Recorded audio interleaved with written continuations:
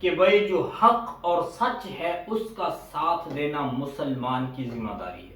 اس کو ہم حدیث کی روشنی میں دیکھتے ہیں۔ اللہ کے نبی صلی اللہ علیہ وسلم کا طرز عمل کیا ہے؟ تو آپ صلی اللہ علیہ وسلم نے حضرت ابو ہریرہ رضی اللہ عنہ کو زکوٰۃ کی کھجوروں کے اوپر نگران مقرر کیا۔ وہ رات کے وقت میں پہرا دے رہے تھے۔ دیکھتے ہیں کہ ایک شخص آیا اور کھجوریں چوری کرنے لگا تو انہوں نے پکڑ لیا۔ تو اس نے پھر حضرت ابو ہریرہ کی منت سماجت کی، میرے بیوی بچے بھوکے تھے، پلیز مجھے چھوڑ دیں، تو میں کل سے نہیں آؤں، آئندہ کے لیے نہیں آؤں گا۔ تو حضرت ابو ہریرہ نے ان کو چھوڑ دیا۔ صبح کے وقت میں اللہ کے نبی کو کارگزاری سنائی تو آپ صلی اللہ علیہ وسلم نے فرمایا آج وہ پھر آئے گا۔ دوسرا دن جب رات کو پہرا دے رہے تھے، کیا دیکھتے ہیں پھر وہی شخص آ کر کھجوریں چوری کر رہا ہے۔ پھر اس کو پکڑ لیا، پھر اس نے منت سماجت کی اور وعدہ کیا نہیں آؤں گا، تو جان چھڑوا کے نکل گیا۔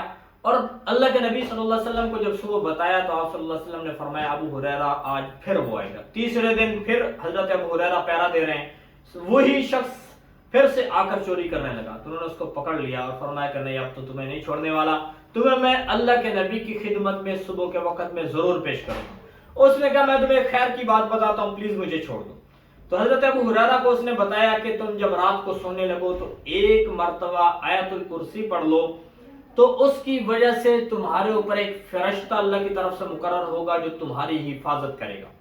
تو حضرت ابو ہریرہ نے یہ بات سن کر ان کو چھوڑ دیا اور صبح کارگزاری سنائی تو آپ صلی اللہ علیہ وسلم نے فرمایا کہ تھا وہ جھوٹا ہے، وہ جھوٹا، لیکن اس نے یہ بات سچی کی ہے۔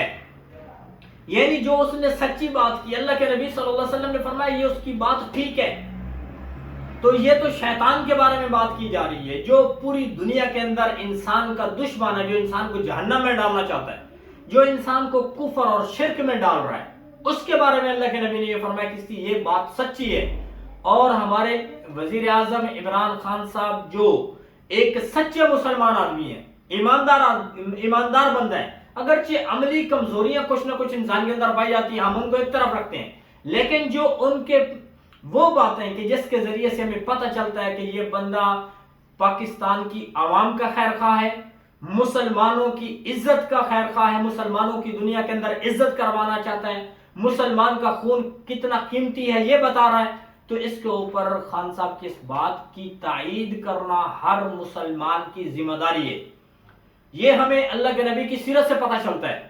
ہاں البتہ یہ ایک الگ چیز ہے کہ جو لوگ اس وقت جو اپنی آنکھوں کے اوپر ایسی کالی پٹی باندھ لیں کہ جن کو اچھائی بھی اچھائی نہ لگے، تو پھر اس کے اوپر سوائے انا للہ و انا الیہ راجعون کے کچھ بھی نہیں کہہ سکتے۔